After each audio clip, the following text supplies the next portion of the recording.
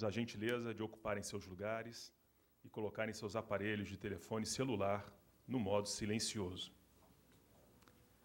Damos início ao evento de lançamento do Sistema Normativos. Convidamos para compor a mesa o excelentíssimo senhor Alexandre Antônio Tombini, ministro de Estado, presidente do Banco Central do Brasil.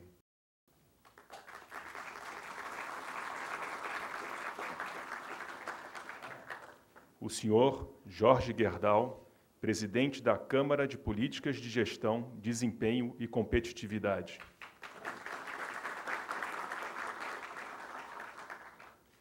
O senhor Luiz Edson Feltrin, secretário executivo do Banco Central do Brasil.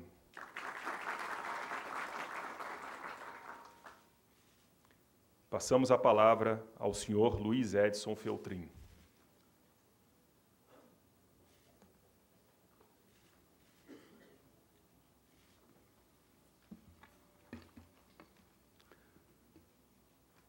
Presidente Alexandre Tombini, doutor Jorge Gerdau, senhoras e senhores, boa tarde.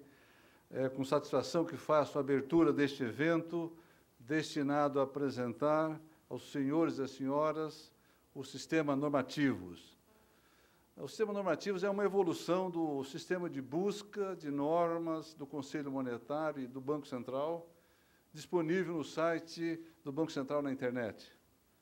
Há três aspectos que desejo destacar sobre o sistema normativo.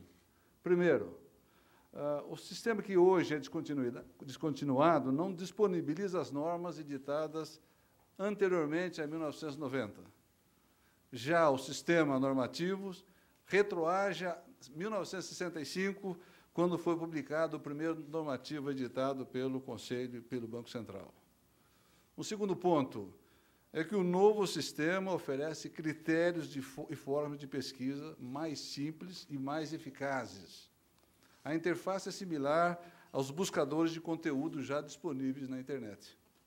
Terceiro, e principalmente, o sistema normativos disponibiliza o texto consolidado de cada norma, isto é, ele incorpora as alterações e os aperfeiçoamentos ocorridos ao longo do tempo.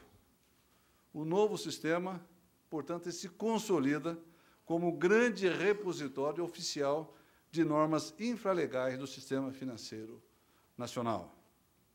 O desenvolvimento desse sistema ele foi coordenado por um setor da Secretaria Executiva do Banco Central, que é a SUCOM, que é a Secretaria da Diretoria e do Conselho Monetário Nacional, que é chefiada pelo Henrique Machado, mas contou com o apoio de todos os servidores da casa. Por isso, eu estendo aí a toda a equipe do Banco Central pelo apoio incondicional no desenvolvimento, nos testes desse trabalho que hoje é apresentado aí e colocado à disposição da sociedade. Daqui a pouco o Machado fará uma apresentação detalhada e poderá, inclusive, esclarecer dúvidas que, porventura, possam surgir, e o objetivo é que vocês tenham conhecimento e façam a divulgação desse sistema, que é uma ferramenta importante para a busca de conhecimentos dos normativos.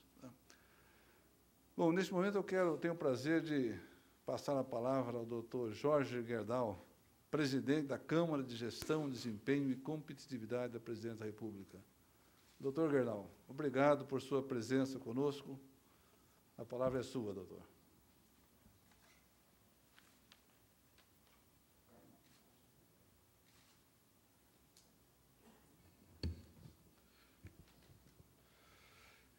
Excelentíssimo senhor Alexandre Tombini, ministro e presidente do Banco Central, senhor Luiz Edson Feltrin, secretário executivo do Banco Central, minhas senhoras, meus senhores. Em primeiro lugar, eu gostaria de agradecer a atenção deste convite e vou tentar transmitir um pouco, vamos dizer, do nosso trabalho e preocupação em relação à Câmara. Mas, antes disso, eu gostaria de ressaltar um pouco a convicção que eu tenho da importância do Banco Central, e principalmente, vamos dizer, dessa evolução também do lançamento do sistema normativo. Porque para quem está na atuação do mercado, de forma geral, sabe o peso, a importância que o Banco Central tem. E eu acho que, dentro desse cenário de crises mundiais que nós estamos vivendo, indiscutivelmente o papel responsável do Banco Central indiscutivelmente cresce de uma forma expressiva. E se a gente olha as crises que estão por aí acontecendo, já aconteceram e estamos nesse momento vivendo, né? São indiscutivelmente, provavelmente, processos em que é perigoso o que eu vou dizer, mas é falta de atuação ou estruturação de bancos centrais, não só em cada país, mas dentro de um processo de coordenação global, né? Eu, pessoalmente, até dentro dessa recente crise anterior, né, eu dizia ao presidente Meirelles, eu disse, Meirelles, vê se tu convence o pessoal a apenas copiar o que nós fazemos aqui no Brasil, no nosso Banco Central, tá certo? Quer dizer, na realidade, nós temos um pouco de sorte nesse processo também, de que nossos maiores problemas foram vencidos dentro dessa crise anterior com a estrutura do PROER, né? Vamos dizer, não tanto só o PROER, mas nos exigiu uma competência de estruturação e de gerenciamento dos processos e essa capacidade intelectual, gerencial, direcional que foi desenvolvido dentro do Banco Central e numa continuidade de trabalhos de aprimoramento desses mecanismos, são uma peça-chave. Lógico que isso é um tema, vamos dizer, complexo e que talvez não seja, vamos dizer, de conhecimento público de forma geral, né? Mas por isso que, inclusive, vamos dizer, esse anúncio de tentar construir um sistema que possibilite um entendimento mais amplo da importância do Banco Central nas suas políticas globais, normativas, orientativas, é uma peça-chave. E se nós olharmos, inclusive, os desafios que nós temos dentro do processo global do país, né, é indiscutível que dessa harmonização que a orquestra global do país tem das suas diversas estratégias econômicas, sociais, né, o rol, o papel do Banco Central é extremamente importante. Então, eu estou transmitindo isso, de certo modo, né, para vocês sentirem que também, empresário da área industrial, né, acompanha com muito cuidado, com muito carinho, vamos dizer, a importância que o Banco Central tem. E, como eu já mencionei, se eu olhar o cenário mundial, tá certo? O próprio processo do euro e, né, todas as suas dificuldades, etc., no fundo, vamos dizer, foram provavelmente deficiências em que, mesmo que um outro banco central tenha operado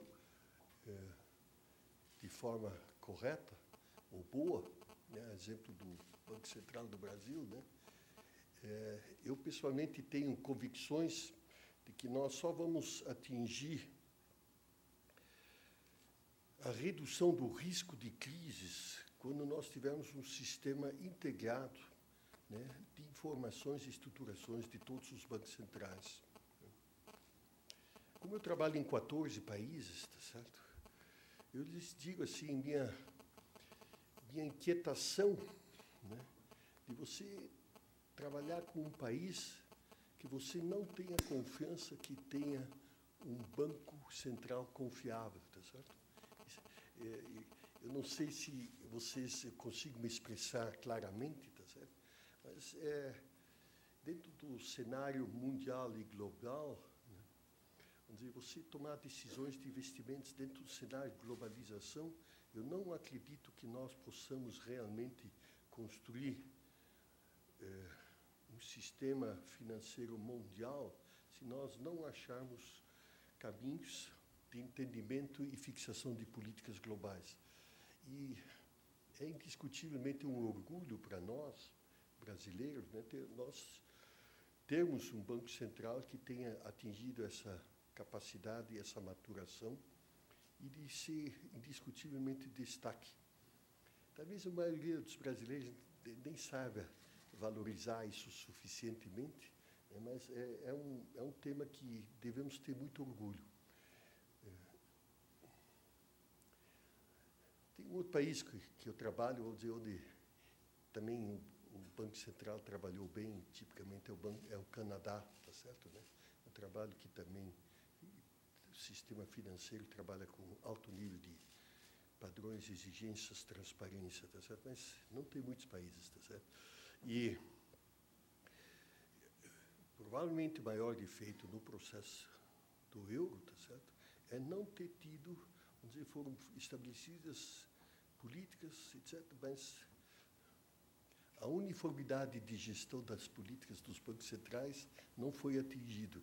E é um tema complicado, né? Porque quando, vamos dizer, ter uma moeda única e não ter regulamentos únicos, né, são coisas que não fecham. Mas esses são os nossos desafios mundiais, mas eu queria decidir isso apenas ressaltar que eu, como brasileiro, eu tenho orgulho do nosso Banco Central e que é formado por essa equipe construída passo a passo, né, e que a história mostrou que nós temos um diferencial. O mais interessante é que esse processo, eu acho que em termos, não tanto só do Banco Central brasileiro, no país, vamos dizer, que os desafios são enormes, mas são, vamos dizer, como eu já mencionei, o sucesso do país passa por essa harmonização global das políticas de juros, políticas monetárias, financeiras, etc., e que o Banco Central é uma peça-chave. Porque ele tem um papel de apoiar evoluções, mas, ao mesmo tempo, ele nunca pode abrir mão de ser o xerife do sistema, tá certo? Então, é um duplo papel no processo. Mas deixa eu conversar um pouco agora minhas concepções globais, vamos dizer, sobre esse tema de gestão e o que está vinculado. Eu, pessoalmente, pela minha experiência, cheguei à conclusão que existe um círculo virtuoso que praticamente define a diferença do crescimento e desenvolvimento dos países. É muito questionável, já há muitos anos atrás, por que uma China tem uma taxa de crescimento tão elevada e por que nós passamos, antes desses últimos anos, praticamente 20, 25 anos, com taxas de crescimento ao redor de 2,5%. E o sistema, no fundo, eu entendo que está diretamente vinculado ao índice de poupança, consequentemente, o índice de investimento, esse define o índice de crescimento e o índice de geração de emprego. Lógico que isso tudo está vinculado a um conceito de não inflação, né? E esses mecanismos são decisivos. Infelizmente, o nosso país tem tido uma taxa muito baixa de poupança. Nós, nesses últimos anos, pelo boom financeiro, ou desorganização financeira, com a valorização dos nossos produtos e pela inteligência de gestão, nós temos vencido bem essa situação. A situação de liquidez é chave, mas essa regra básica da estrutura econômica, no meu entender, é chave. Você temporariamente pode usar um pouco mais poupança externa, né, mas a poupança interna tem que ser forte para sustentar um processo de crescimento. Não precisamos chegar a um patamar chinês que aí chega perto, acima de 40%. A poupança, muitos falam que é quase 50%, né? Eu não sei se é possível construir um sistema de poupança tão forte, mas, em todo caso, é importante. Gostaria de colocar fora desse pensamento um segundo ponto, que é uma frase colocada pelo Peter Drucker, que talvez foi o maior acadêmico e, ao mesmo tempo, prático que nós tivemos durante 30, 40 anos liderando absolutamente conceitos de tecnologia e de gerenciamento no mundo inteiro, e que ele dizia os fatores tradicionais de produção, terra, mão de obra e até dinheiro, pela sua mobilidade, não mais garante vantagem competitiva a uma nação em particular. Ao invés disso, o gerenciamento tornou-se o fator decisivo da produção e do desenvolvimento, né? Isso também cabe ao Banco Central dentro de um processo de gerenciamento, tá certo? Sem um bom Banco Central, você não chega lá. O desafio do mundo hoje, praticamente pelo fato da globalização, exige 3 patamares básicos, que é qualidade e produtividade. Segundo ponto é inovação e tecnologia, né? E o terceiro fator é governança e sustentabilidade. Vamos dizer, são coisas mais ou menos evidentes, mas sobre o terceiro ponto, vamos dizer, de governança, eu gostaria de fazer algumas observações. Sustentabilidade, vamos dizer, hoje praticamente está no consenso geral da importância, né, desdobrado da sustentabilidade econômica, da sustentabilidade ambiental e a sustentabilidade social. Esses 3 fatores têm que ser gerenciados conjugadamente. O discurso já existe, a prática é complexa, né? Porque ela tem que se incorporar não em poucas pessoas, ela tem que se incorporar no dia a dia da vida de todas as pessoas. O Peter Senge, hoje, nas últimas obras dele como professor em Harvard, ele coloca e adiciona sobre esse tema da sustentabilidade mais 2 palavras, que é a sustentabilidade cultural e a sustentabilidade política. É extremamente interessante isso, né? Porque quando a gente olha a complexidade do mundo, esses temas, né, são 2 pesos que provavelmente para construir uma perpetuidade de sustentabilidade indiscutivelmente são um fator da maior importância. Todo o processo de gestão e eficiência, né, eles caminham sempre numa vinculação de 3 fatores. É o famoso triângulo do professor Falcone, que muitos aqui da casa conhecem, e eu... Na década de 80, nós, como trabalhamos em siderurgia, já tínhamos relacionamento com o Falcone, pelo fato que ele era professor de metalurgia. Então, em Minas Gerais, nós tínhamos o apoio dele da Universidade Federal, mas na década de 90 ele começou a fazer a caminhada para o campo de tecnologias de gestão, baseado na transferência do conhecimento japonês. O nosso grupo, eu pessoalmente, foi em cima da vivência com os japoneses aqui. Nós nos tornamos convictos, né, de que a tecnologia de gestão é um fator decisivo. E por quê? Todo sistema trabalha no triângulo em que eu tenho liderança, nada anda sem liderança. Segundo fator, outro ponto é o conhecimento, né, o domínio da tecnologia. E o terceiro fator é o sistema e método de gestão. Porque se você não tem sistemáticas e processos desenhados, no meio do caminho o conhecimento se perde. E por isso que é tão importante essa conjugação dos 3 fatores. E em cima da metodologia de gestão, em que você domina a gestão, acontecem verdadeiros milagres, né? Porque os resultados tornam-se excelentes.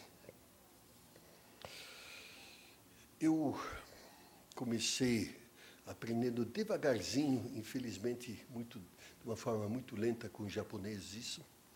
Em 90, começamos a trabalhar de uma forma organizada no sistema de gestão no Brasil, por influência do ministro Israel Vargas, que montou o programa brasileiro, etc. Fez 2 instituições, a Cristiane Ottoni, junto à Universidade Federal de Minas Gerais, e também na USP, né, para absorver essas tecnologias que nasceram nos Estados Unidos durante a Segunda Guerra Mundial, foram absolutamente incorporados pelos japoneses, né, e depois disso isso foi aproveitado de uma forma ou outra pelo mundo, de uma raciocínio sempre, no fundo, fala-se qualidade total, etc. No fundo, são gestão de processos. Você tem que desenhar o processo de ponta a fim, dominar o processo e ter certeza da execução do processo desenhado. A máxima em termos de gestão é o Six Sigma, né, que é 3,6 falhas em 1 milhão de peças produzidas. Eu estou falando um número industrial, mas historicamente o processo industrial foi chave nesse processo. hoje se estendeu à área de serviços e, ao entrar na área de serviços, começou a entrar na área governamental. Nós, via MBC, nos últimos 10 anos, começamos a trabalhar nos governos estaduais intensamente no sentido de buscar eficiência de gestão nos governos estaduais. Nós trabalhamos praticamente, começamos fortemente no governo de Minas Gerais, com o primeiro governo Aécio Neves. Depois fomos se estendendo. Hoje, vamos dizer, o projeto, no meu entender, de maior sucesso é do Eduardo Campos, Pernambuco, que realmente foi absolutamente abrangente, tanto na receita, despesas, educação, saúde, segurança. E o trabalho praticamente é abrangente. Mas um número interessante que eu queria transmitir aos senhores, que no ano 2010, com um investimento de 74 milhões de reais, nós tivemos uma economia e um resultado entre melhorias de receita e diminuição de gastos de 14,2 bilhões. Tá certo? É um número praticamente inacreditável, mas foi para cada real aplicado, nós tivemos 196 vezes o dinheiro retornado. Tá certo? Então, é um processo extremamente simples, técnico, de persistência, de detalhe, de análise, mas onde você mexe, você tem. Nas empresas, nós trabalhamos mundo afora para levar no nosso grupo essas tecnologias de gestão e com resultados extremamente expressivos. Dentro dessa evolução, nós, então, entramos para a área do governo federal, né, pela experiência que a presidenta Dilma, dentro da convivência, eu sou conselheiro da Petrobras há mais de 10 anos, e como a presidenta presidiu o Conselho de Administração da Petrobras durante os últimos 7, 8 anos, né, nós tivemos condições de conviver, trocar muita experiência, e com isso a presidenta, analisando esse tema, disse: olha, vamos criar uma Câmara de Gestão junto à Presidência da República, na tentativa de transmitir e introduzir gradativamente essas tecnologias de gestão. Nós começamos trabalhando hoje em 3 ministérios, inicialmente, né, Saúde, Ministério da Justiça e Ministério dos Transportes. Estamos, ao mesmo tempo, iniciando trabalhos na parte também da infraéreo e também na parte dos Correios. Esse trabalho, normalmente, são trabalhos que levam 12 a 18 meses para apresentarem os resultados significativos, mas eu tenho confiança enorme, principalmente pelo apoio e convicções da presidenta, de que provavelmente nós vamos conseguir introduzir também na área do governo federal essa cultura que em alguns governos dos estados nós conseguimos de uma forma impressionante. Então, os senhores conhecem isso porque o Banco Central tem trabalhado no desenvolvimento dessas tecnologias e eles dão segurança e dão resultados importantes, tanto na redução de custos como normalmente também no campo da receita. Nós estamos, no momento, trabalhando em mais 2, 3 ministérios, né, vamos dizer, sempre tem 2 visões, uma é melhoria de serviço e outra é o aspecto financeiro, né. Eu tenho, pessoalmente, interesse de avançar no Ministério da Previdência, que tem um orçamento de despesa-receita de 20 bilhões por mês de despesa, e, consequentemente, bom, não chega bem a isso pelo déficit, mas tem uma receita próxima, e que eu tenho convicções de um número que dá 240 bilhões, né, que qualquer economia que se consiga, e normalmente tem sido mais de 10%, 15% nesses processos, né? Mas se tivermos 5% de poupança, o resultado aí nós vamos ter 12 bilhões de melhoria. Então, eu tenho muita confiança de que temos um potencial enorme nessas frentes todas de trabalho, sempre vendo qualidade de serviço e aspectos econômicos. E aí eu volto um pouco ao ponto inicial do ciclo virtuoso. A carga tributária, já entre o que é arrecadado mais os custos dos juros da estrutura governamental, nós estamos próximos de 40%. Então, não tem mais carga tributária a buscar. Deveríamos até pensar, se possível, reduzir, fazer mais com menos. Mas, para que essa taxa de poupança possa crescer e a taxa de investimento possa crescer, né, é indiscutível que nós temos que construir isso em cima de eficiência de gestão. É um desafio complexo, mas eu, pessoalmente, acredito profundamente que o único caminho possível é esse. Né? Porque a economia global, na competitividade do mundo, carga tributária também é mercado, gente. Né? Vamos dizer, cada real no setor privado custa tanto, tem um retorno de investimento tanto. Se você desbalanceia esse número em termos globais, vamos dizer, o Brasil hoje tem uma carga das mais elevadas, principalmente no nível de desenvolvimento que temos. Tá certo? No almoço há pouco estava falando, né, que o México tem uma carga ao redor de 20 e poucos %, né, 22%, e mesmo países que nem Estados Unidos hoje tem uma carga tributária menor que o Brasil, né, o México é muito menor, né, o Chile é menor, assim por diante. Mas dentro de nossas realidades sociais, etc., eu não vejo muita chance de diminuir a arrecadação, mas eu acho que há muita chance de buscar altos índices de eficiência. E a eficiência vai, vamos dizer, eu pessoalmente acredito que nós temos que montar também carreiras em todos os ministérios. Né? Eu acho que o Banco Central é um bom exemplo de que significa a profissionalização de carreira, a formação de alto nível, né? Gestão plantada, governança e transparência, são todos fatores decisivos para buscar eficiência. Né? E eu gosto de olhar no Brasil, vamos dizer, as instituições de sucesso, de competência profissional, são as que têm carreiras. Certo? Banco do Brasil, Itamaraty, e assim por diante. Né? Exército, tá certo? Então, vamos dizer, se nós não conseguimos construir isso no resto dos ministérios, nós vamos continuar nos atrapalhando. São desafios enormes, não vão ser resolvidos de um dia para o outro, mas eu aproveito aqui para transmitir aos senhores as minhas confiança absoluta, né, desse processo de gestão, vamos dizer, que vale para qualquer coisa, para o primeiro, segundo e terceiro setor. Eu pego exemplos assim, que nem a Santa Casa, em Porto Alegre, certo? Que estava falido. Nós trabalhamos lá nos últimos 15 anos, hoje é um orgulho no país, é a melhor Santa Casa, faz superávit. Ela era um hospital, hoje trabalha com 4 hospitais, né? Faz transplantes, tem até turismo hospitalar e turismo de saúde, vindo gente do Brasil todo para buscar desse apoio, tá certo? E foi construído em cima de gerência. Eu me lembro no começo ainda, vamos dizer, tinha uma fila lá que levava mais de 10 horas para pessoas serem atendidas eventualmente. Hoje, em média, em 13 minutos, a pessoa está destinada para algum lugar. Tá certo? Não digo que esteja resolvido, mas pelo menos a pessoa não está lá esperando, desesperada. Aproveitamento da sala cirúrgica. Nós tínhamos um aproveitamento de 50%, foi atingido um índice de aproveitamento de 80%. 80% é 60% mais. Tá certo?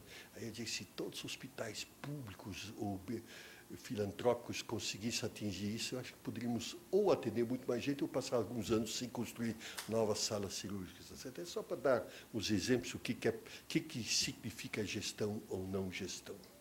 Isso vale para qualquer área. O grande tema que me levou agora a falar é o tema de governança. O processo mais importante em gestão é o capítulo de cima, que é governança. Governança é que define o rumo, define objetivos, e eu acho que aí talvez temos o maior desafio ainda na nossa estrutura de desenvolvimento do país, de retomar a capacidade em todos os ministérios de olhar a médio e longo prazo para construir realmente o desenvolvimento e estarem focados os esforços de desenvolvimento. Eu tenho um quarto ponto dentro disso, nossa execução a curto prazo, questão de governança, que é o tema da competitividade. O tema da competitividade, o Brasil tem desafios enormes, o Brasil tem coisas fantásticas, mas se nós tomarmos visão de logística, sistema tributário, burocracia, educação, etc., né? A grande empresa resolve o problema. O Banco Central resolve o problema da educação, ou é aqui dentro, o concurso, etc., tá certo? Mas a pequena empresa, a média empresa, ela tem que ter um operário com o padrão de um operário que sai do colégio da Coreia. Ou vocês acham que pode se atingir? Alexandre Garcia, aqui, há 3 dias, disse na televisão, numa apresentação, uma educação medíocre forma um país medíocre. Então, gente, se nós olharmos o conceito de competitividade, nós temos um desafio enorme. Nós gastamos quase 15% do nosso PIB em logística. Os Estados Unidos gasta 6,5%. Isso é tirar do bolso do produtor, seja aqui no altiplano da soja, ou seja o que for. Então, nós temos aí um desafio enorme, que está havendo desenvolvimentos, mas é preciso pensar estrategicamente. Bom, eu por aqui vou encerrar, né, e agradecer a atenção dos senhores, mas como isso aqui é uma instituição que tem gestão, tem competência tecnológica, etc., né, eu digo assim, bom, ainda bem que temos instituições que têm esses padrões, né, mas é preciso um país, vamos dizer, o Falcone dizia, dentro de cada produto que eu exporto, tem uma quota de educação, tem uma quota de saúde, etc. Quer dizer, a competitividade é a construção de todos os fatores competitivos necessários, né, e que todo mundo tem que participar dessa construção. Eu sou otimista, né, mas o desafio é muito grande. Muito obrigado pela atenção.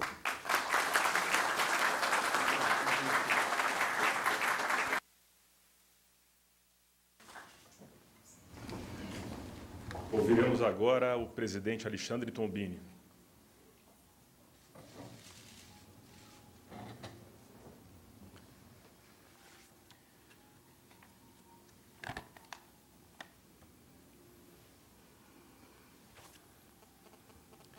Muito boa tarde a todos.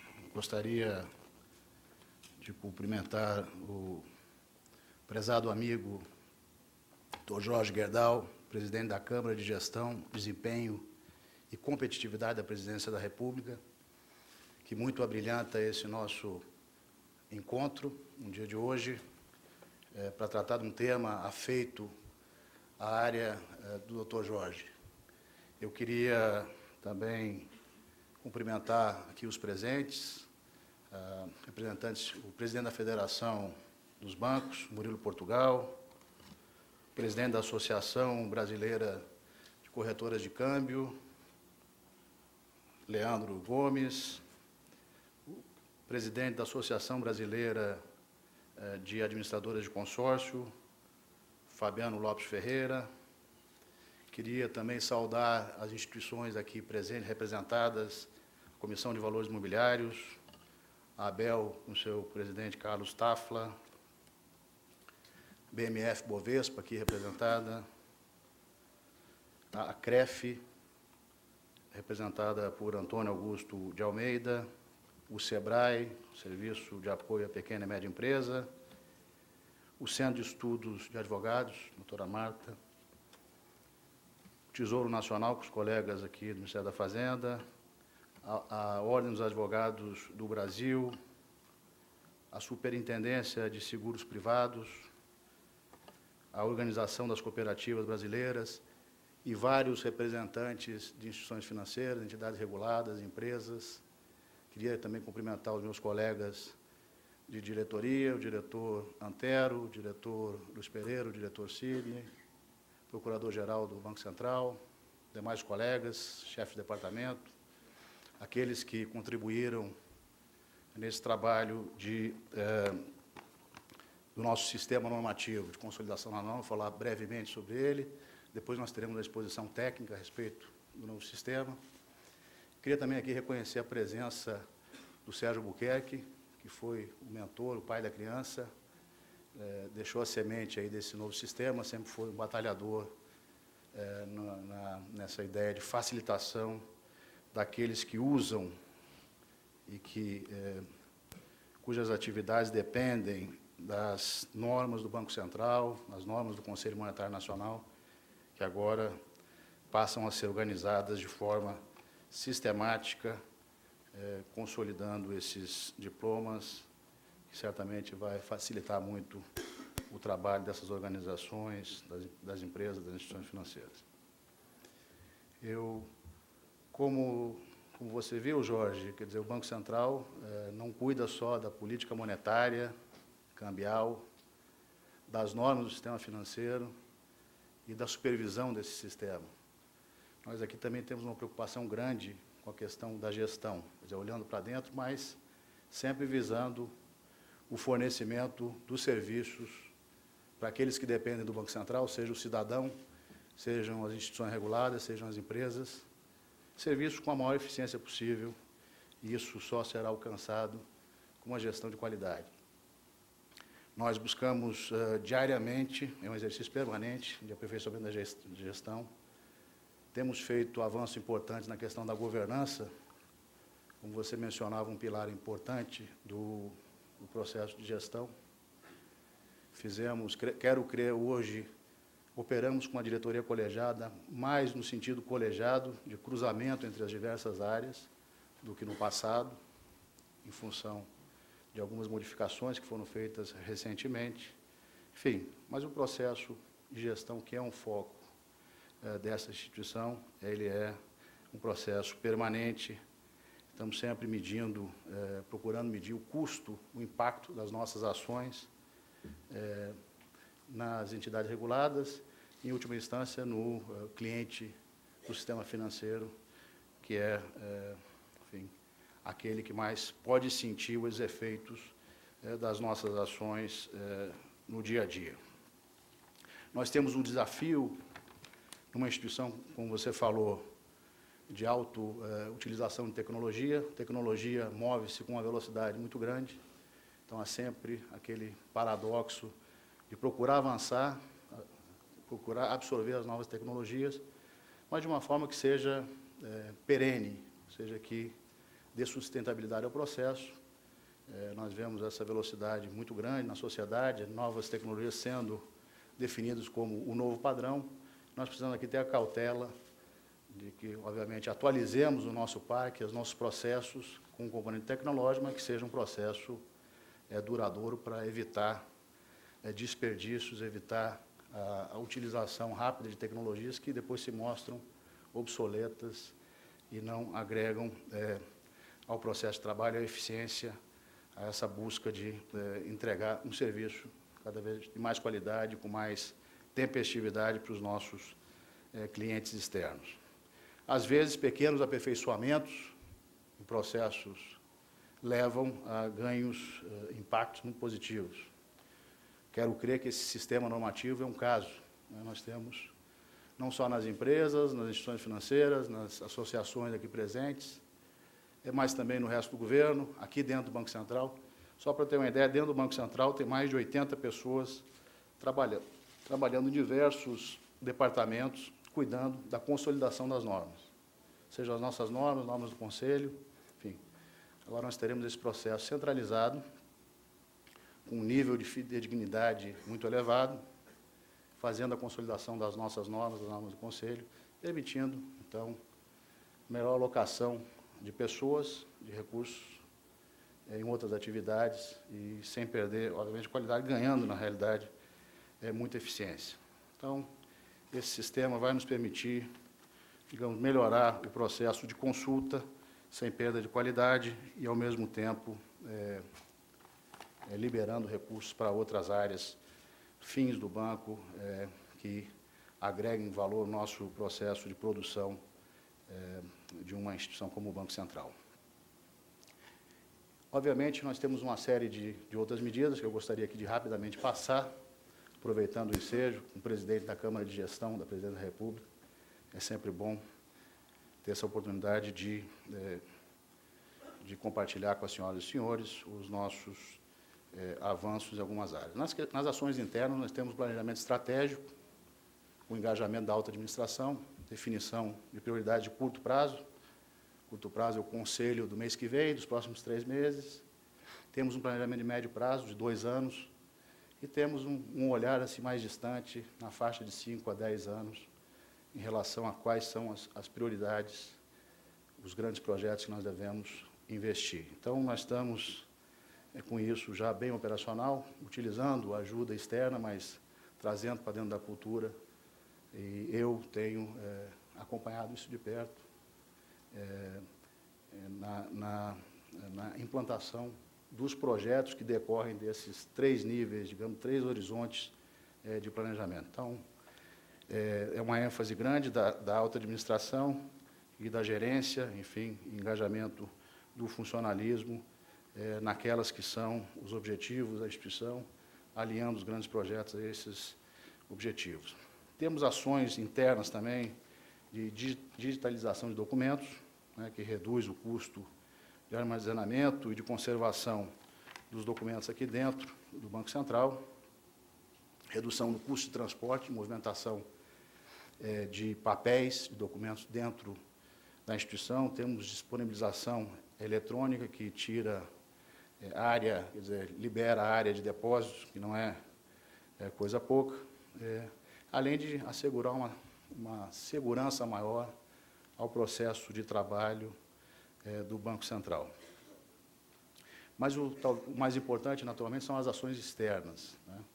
Então, nós temos uma série de ações recentes, outras não tão recentes, mas importantes de destacar aqui. Uma bem recente é o novo sistema de câmbio manual. Nós implantamos, já foi comunicado o sistema, já vimos trabalhando com uma experiência piloto, e desde segunda-feira passada, dia 3 de outubro, esse sistema está em vigor. Nesse novo sistema, há um formulário único de preenchimento eletrônico, e antes nós tínhamos 9 tipos de formulários para as operações de câmbio. Então, uma redução significativa do número de documentos requeridos, necessários para as operações de câmbio manual, das instituições que operam no sistema de câmbio brasileiro. Houve uma redução de 30% nos campos a serem preenchidos, eram 27, agora são 19. Houve uma redução de cerca de 70% do custo de ressarcimento do uso dos sistemas do Banco Central, porque é um sistema interativo, usa Sisbacen. Né? Então, com essa novo padrão de câmbio manual, novo sistema, que entrou em vigor segunda-feira passada, dia 3, há 3 dias, está gerando esse tipo de impacto. São pequenas coisas que entram de uma forma discreta, porém, vão gerar eficiência para aqueles que participam do sistema de câmbio manual, que, em última instância, o beneficiário será o cidadão, a empresa, que faz a operação com o intermediário financeiro nessa modalidade. Uma outra medida muito importante de desburocratização, de facilitação, de ganho de eficiência com repercussões para a sociedade, foi a passagem da regulação sobre processamento digital de cheque. Isso gera uma redução para, no máximo, 2 dias para compensação de cheques, independentemente da localidade. Esse prazo máximo, antes da entrada em vigor desse sistema, era de até 20 dias. De até 20 dias, reduzindo para até 2 dias, independentemente da localidade. Segundo estimativas da indústria, não vou atribuir ao doutor Murilo Portugal, que está aqui, mas, enfim, nossas pesquisas revelam, com informações da indústria, que essa redução de custo pode chegar, no prazo de 1 ano, a economia, a 105, mais de 100 milhões de reais, só na questão logística. E na questão de economia com redução de perdas e roubos, uma economia de cerca de 1 bilhão de reais com essa nova sistemática. Ou seja, é algo que certamente dá um ganho potencial, certamente de velocidade para a sociedade, para o usuário do meio de pagamento cheque, que é bastante popular no Brasil, além da redução do impacto ambiental. As estimativas são estimativa de redução de 37 milhões de quilômetros rodados ou voados por ano, com impacto estimado de 15 mil toneladas de CO2 que deixam de ser emitidas. Então, esse é um exemplo de uma política, né, de permitir o uso desse novo procedimento, gerando esse tipo de resultado para a sociedade. Temos outras iniciativas também no campo regulatório, como, por exemplo, a questão da padronização das tarifas bancárias, tarifas de cartão, tarifas agora aplicadas às operações de câmbio manual. Em relação às tarifas bancárias, é algo já de maior conhecimento, aí desde 2007 e 2008, nós tínhamos cerca de 400 tipos diferentes de tarifas bancárias, foram reduzidas, padronizadas, nomenclatura, tipo de serviço prestado, para 19 e 20, ou seja, uma simplificação dessa importante área para o cliente bancário, para o cidadão que utiliza esse popular meio de pagamento e meio de crédito. Na questão do cartão de crédito, mais recentemente, neste ano, também fizemos a padronização das tarifas, usando a mesma tecnologia utilizada lá no processo de tarifas bancárias, e reduzimos o número de tarifas, padronizamos a nomenclatura, tipo de serviço por trás de cada uma dessas linhas, de cerca de 80 tarifas, 80 tipos diferentes de tarifas, que não eram harmonizados, para apenas 5 tarifas permitidas.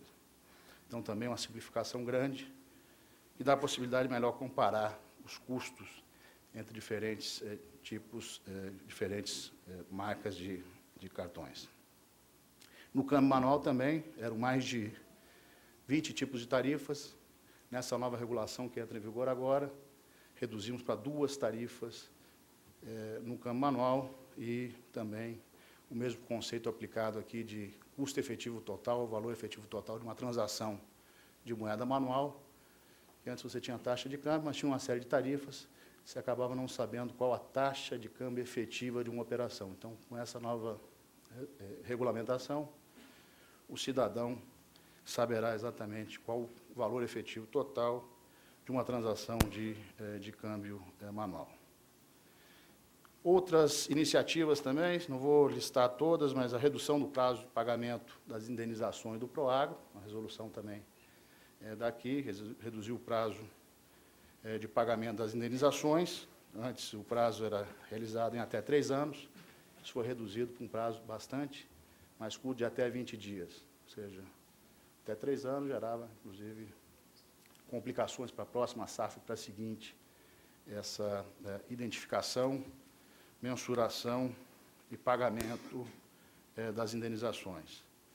Temos toda uma agenda de inclusão financeira em curso, várias medidas foram tomadas, a medida da conta simplificada, hoje são mais de 6 milhões de contas ativas.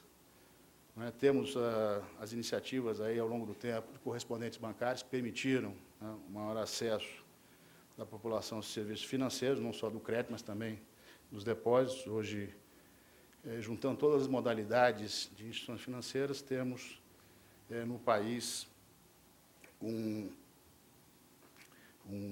total de municípios, são 5.500 municípios no país, todos eles atendidos por alguma modalidade de serviço financeiro bancário. E a educação financeira vem também com uma grande prioridade para permitir que esse acesso ocorra com qualidade ao longo do tempo, que tenha sustentabilidade. Então, são essas algumas das iniciativas que eu queria compartilhar. O Banco Central, como eu disse, trata de outros temas que daqueles atinentes à política regulatória e econômica. Em relação à política econômica, eu gostaria de fazer alguns comentários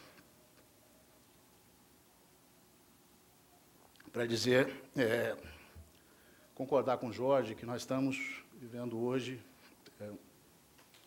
um cenário internacional de grande complexidade. Temos uma combinação de herança da crise ainda de 2007, 2008, que gerou uma resposta sem precedentes do mundo desenvolvido e dos países emergentes na tentativa de colocar um piso naquela crise financeira que ganhava proporções muito dramáticas naquele momento. E sob a coordenação do G20, houve uma resposta sem precedentes dessas várias áreas econômicas do mundo. Várias coisas foram conseguidas, né? Primeiro, foi evitado uma grande depressão naquele momento, por um lado. Por outro lado, também foi estancada a crise financeira, que já guardava proporções muito dramáticas naquele momento. No entanto, o que não conseguiu aquela reação de políticas foi restabelecer o crescimento forte, de forma sustentável, nas economias maduras, nos países afetados, países que estavam na origem daquela crise, Estados Unidos, países europeus, tiveram uma recuperação, evitaram o pior, mas não conseguiram restabelecer o crescimento. E aquelas políticas monetárias, fiscais, creditícias, financeiras, serviram também, em alguns casos importantes, foram utilizados para socorrer os sistemas financeiros. Isso gerou um custo. Nós, aqui nos países emergentes, no Brasil, adotamos também políticas contracíclicas, mas conseguimos restabelecer o crescimento em base sustentável, entramos mais forte na crise que os demais, saímos rapidamente e conseguimos restabelecer em níveis anteriores, até melhores do que na crise. E nos países desenvolvidos ficou o custo, né? O legado fiscal.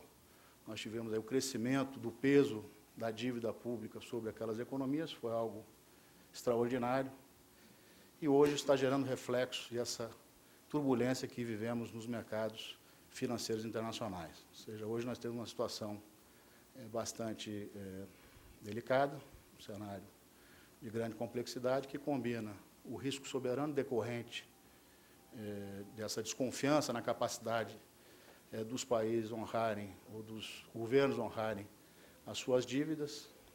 Isso bate no risco financeiro, no risco bancário, porque uma grande parte desses ativos são detidos por instituições financeiras, por indivíduos, mas em instituições financeiras também, né? E, fechando esse círculo, nós temos perspectivas de baixo crescimento.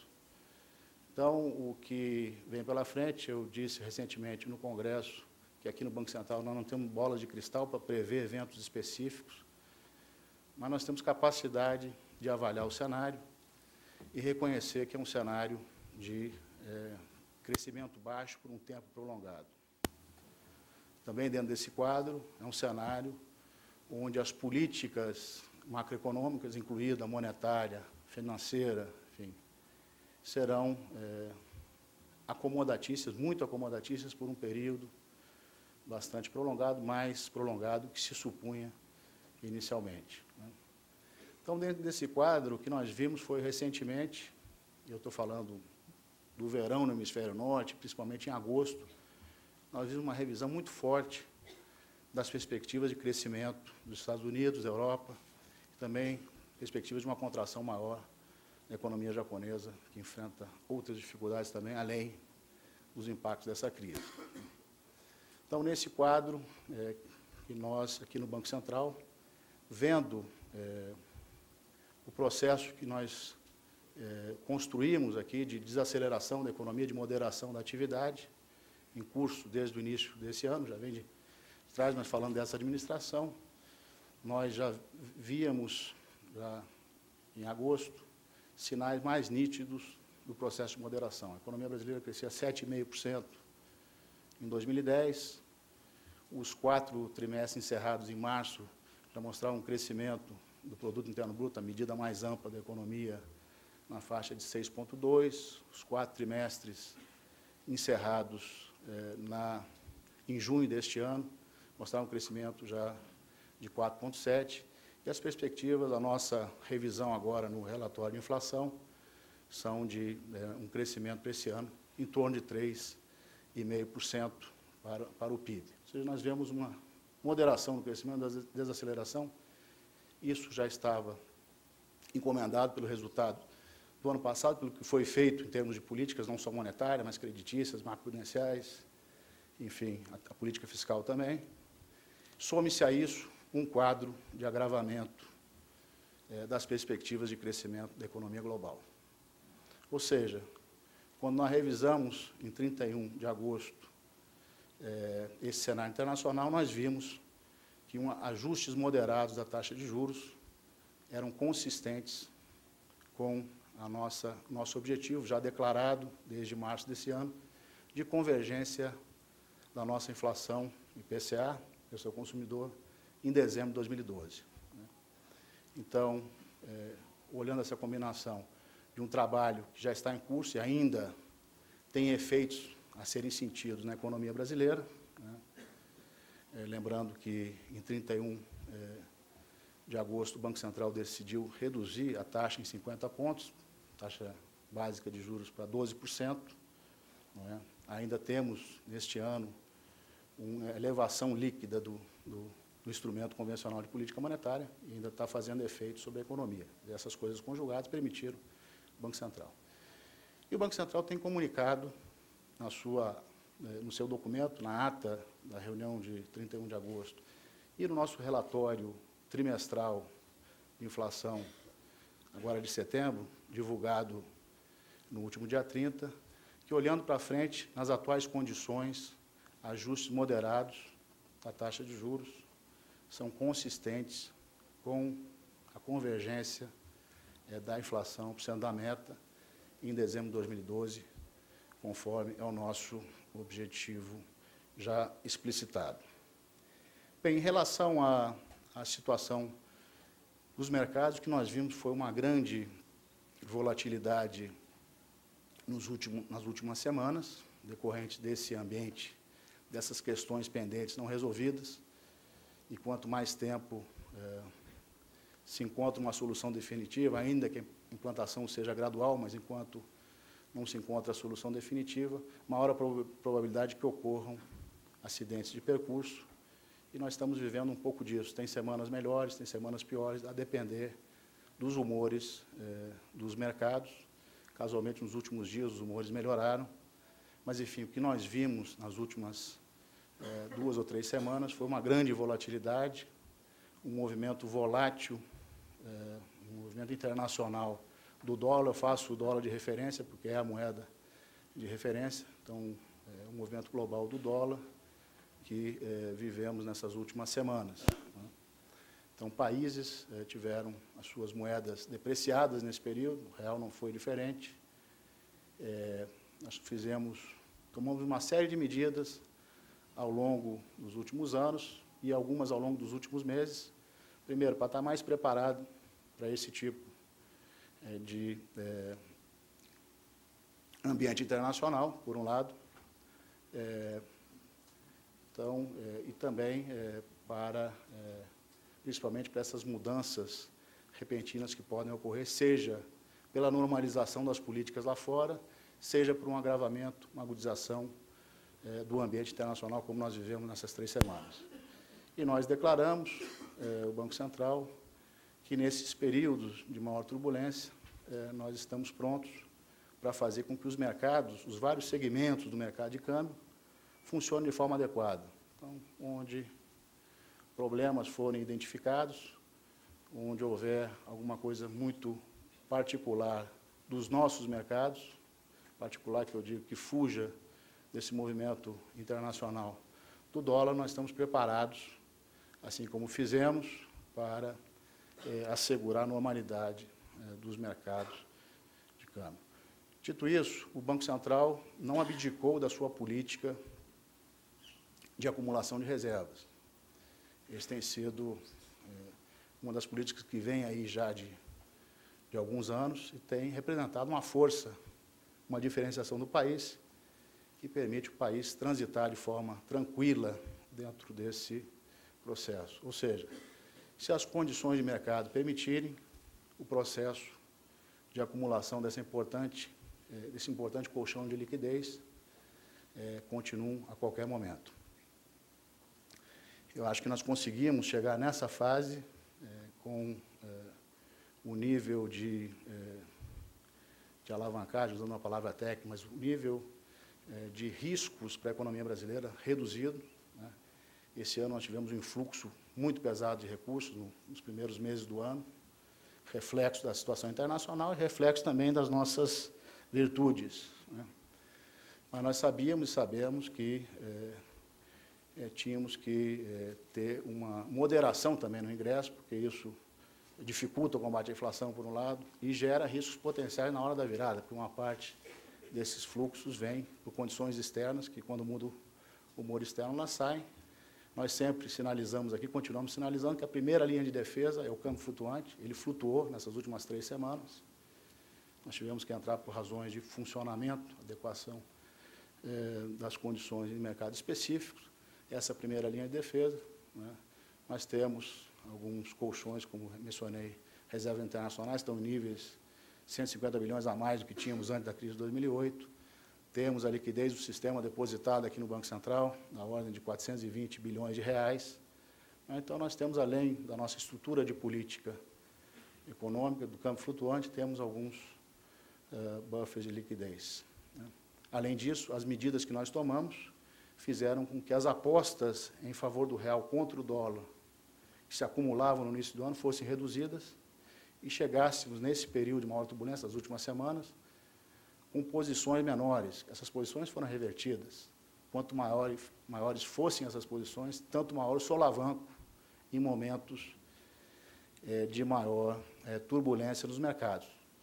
Então, nós chegamos numa posição que eram 20 bilhões, chegamos em 6 bilhões antes do agravamento dessa nova onda da crise internacional. Uma outra posição no mercado de derivativos estava crescendo, podia chegar, não se sabe, mas, enfim, já estavam em níveis mais manejáveis para enfrentar um momento de mudança de perspectiva no cenário internacional. Os fluxos de capitais também, se nós compararmos a natureza dos fluxos, no primeiro semestre de 2010, nós tínhamos 65% dos fluxos de capitais eram de curto prazo ou de portfólio, 35% de investimento direto. Chegamos agora às vésperas dessa nova deterioração do cenário internacional, com justamente o mix oposto, ou seja, 65% de investimento direto, 35% dos outros fluxos. Isso, teoricamente, dá uma composição dos fluxos de capitais que é menos suscetível a reversões no curto prazo. Então, dá mais normalização. Ou seja, tanto as reservas, os compulsórios, o câmbio flutuante, coisas que foram feitas ao longo do tempo, dentro desse nosso regime de política macroeconômica, quanto medidas mais específicas tomadas ao longo do ano 2011, que nos permitiram chegar, nesse momento, numa situação para o país melhor preparado para enfrentar esse novo desafio. Doutor Jorge, isso era para dizer que nós continuamos também pensando muito, 24 horas por dia, nas questões de política monetária, né, nas questões regulatórias. Esse é um outro elemento importante, está aqui a nossa diretoria dessa área. É um elemento importante chegar nesse momento, com o sistema financeiro funcionando bem capitalizado, com nível adequado de provisões, né, enquanto outras partes do sistema financeiro aí fora estão enfrentando o tipo de risco que os mercados vêm percebendo e os custos que isso levam aos governos, à sociedade. Então, nós continuamos focados nos desafios de curto prazo, mas, naturalmente, sem perder de vista a questão da gestão, a questão do planejamento estratégico, que vai continuar dentro desse processo. E agradeço, em nome dos funcionários do Banco Central, da diretoria, em meu nome, as suas palavras generosas em relação à qualidade do Banco Central do Brasil, uma instituição reconhecida internacionalmente, de fato, como de qualidade. Eram essas minhas palavras. Nós vamos continuar aqui os trabalhos com a apresentação técnica do novo sistema de normativos pelo Dr. Machado. Muito obrigado.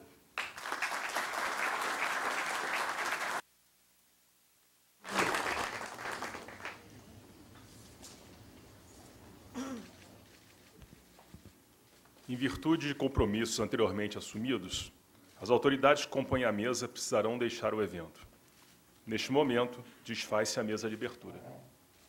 Em seguida, realizaremos a apresentação do sistema normativos.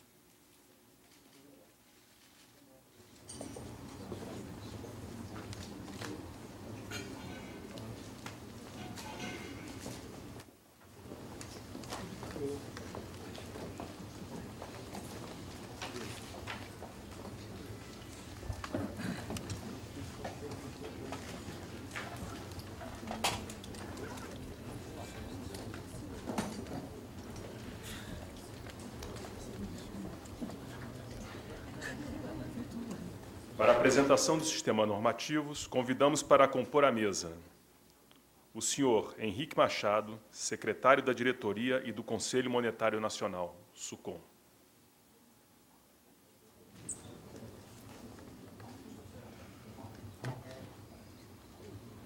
O senhor Cláudio Coutinho, gerente do projeto.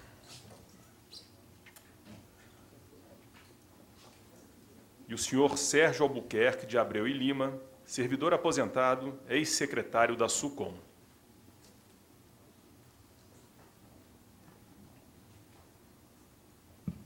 Passamos a palavra ao senhor Henrique Machado.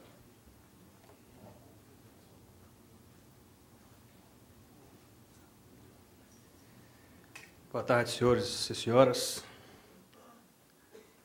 Agradeço a presença dos diversos representantes das várias associações privadas, setores de governo e também ligados aqui ao atendimento ao cidadão. É um prazer recebê-los todos, como obviamente foi um prazer ter aqui conosco o Dr. Jorge Gerdau e o presidente Tombini fazendo a abertura do evento. A Secretaria da Diretoria fica muito satisfeita de corretamente se incluir nesse esforço citado pelo Dr. Jorge e pelo presidente Tombini, de aumentar o nível de eficiência e desempenho no setor público, visando agregar também eficiência à iniciativa privada e melhor atender aos cidadãos. A Secretaria da Diretoria participa das reuniões do Conselho Monetário Nacional, da Diretoria, da COMOC e do COREMEC, e, nesse contexto, percebeu um problema que os senhores percebem também no seu dia a dia. Em verdade, conversando com alguns aqui presentes, ficou muito claro como a necessidade de normas consolidadas do sistema financeiro era determinante, não só para nós, setores do governo, do Tesouro Nacional, mas também para as diversas associações. No nosso sistema antigo, nós sequer tínhamos eletronicamente as normas anteriores a 1990. Nesse período aí de 24 anos, nós tínhamos apenas normas em papel. As demais disponíveis apenas no CISBACEN, sem informação correta sobre revogação, novas versões, inclusões de texto. Só aqui no Banco Central nós tínhamos 80 pessoas que faziam esse serviço, repetidas em vários departamentos. Eram bancos de dados parciais, porque feitos apenas com as normas de interesse de tal departamento. Eram paralelos, porque faziam simultaneamente e repetidos. Esse modelo se repetia nos vários órgãos de governo e nos vários órgãos da iniciativa privada. O projeto, então, era tirar isso do papel, transpor para meio eletrônico as normas anteriores de 1990, criação das metadados, as informações complementares sobre cada norma, elaborar versões multivigentes de cada uma delas e criar os links de acesso à rede. Cada norma vai ter várias versões com vários links, indicando exatamente quais são as versões atuais. A melhoria, obviamente, é ter todas elas, exatamente todas as normas editadas desde 65 disponíveis, num tipo de pesquisa simples, ágil, intuitiva, que a gente vai ver aqui, muito parecido com os sistemas de busca que os senhores já conhecem da internet. Informações complementares de cada norma, como, por exemplo, normas complementares, normas citadas, outras legislações de interesse legais, constitucionais, decretos de lei, e os textos vigentes, com a indicação, principal indicação de alterações, revogações e inclusões. Nesse sistema que entra no ar também, nós vamos indicar as diversas versões do texto no tempo. Então, a versão que vigorou até 90, que vigorou até 92, que vigorou até 97 e a versão que agora está no ar. Apenas algumas informações de caráter geral, são 65 mil arquivos eletrônicos disponibilizados, são 125 mil páginas de informações indexadas e disponibilizadas, o que mostra o tamanho do trabalho, um trabalho de fôlego, o que equivale aí a uma pilha de papel da altura de um prédio de 4 andares. A gente imagina que nas últimas décadas essa pilha de papel tenha sido impressa várias vezes para atender, não só aqui como fora, os interesses públicos e privados. Isso não ocorrerá mais. No nível de eficiência, estão aí os 80 servidores que faziam esse serviço. Nós teremos apenas 3 pessoas fazendo o mesmo trabalho, para atender um público muitas vezes maior e fazer mais rápido, porque nós publicamos a norma e a gente já vai fornecer ao mesmo tempo a norma editada. Ainda que com 24 horas, 48 horas, dependendo do volume, o que é comum, nós vamos atender mais rápido e, obviamente, mais barato. O acesso a esse sistema, então, comentado é muito simples, pela página do Banco Central, agora já disponível. No lado esquerdo, nós teremos aqui o item Legislação e Normas.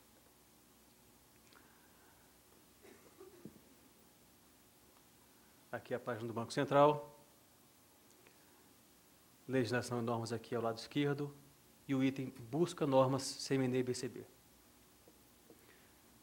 Essa carinha nova aqui, que já mudou em relação ao sistema anterior, vai permitir que o usuário escolha qual é o tipo de norma de interesse, são circulares, cartas circulares, resoluções. Também teremos aqui atos de diretor, ato normativo conjunto, ainda que esses aqui não necessitem de versões consolidadas, mas também é possível a pesquisa. Uma pesquisa por número, se souber, uma pesquisa por conteúdo livre, como no Google, por exemplo, joga aqui câmbio, crédito, Proagro, Pronaf, cooperativa, correspondente bancário, e aqui o período de publicação também é uma forma para você restringir a sua pesquisa. Aqui, só como elemento de teste, nós citamos uma norma bastante querida pelos colegas do Tesouro Nacional que aqui estão, a Resolução 2827. Vai aparecer a resolução, a carta circular é circular de mesmo número. Aqui você podendo ainda restringir, se você quer ver apenas as resoluções ou cartas circulares, se você quer saber o que com esse termo, com esse número foi revogado, se há alguma súmula, não há. Mas o principal resultado que aparece aqui na página principal é a resolução 2827. E para cada norma vai ter uma página desse tipo, em que você encontra o texto vigente, o que está valendo agora, inclusive com o registro do que foi revogado ou não, vai estar escrito aqui taxado, a norma vigente compilada, que é a vigente sem a indicação do que foi revogado, mas a norma limpa é o que está em vigor, mas sem os itens taxados, e a norma original, aquela editada aqui em 30 de março de 2001.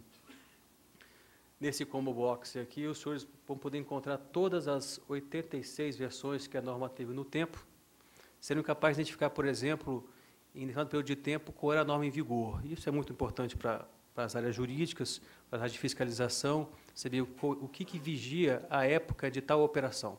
Não importa só saber qual é o termo inicial ou qual é a versão final do texto, que é o que, por exemplo, indica o site da República, o site do Senado. Para a gente aqui do sistema financeiro, é importante saber o que está em vigor em cada período de tempo.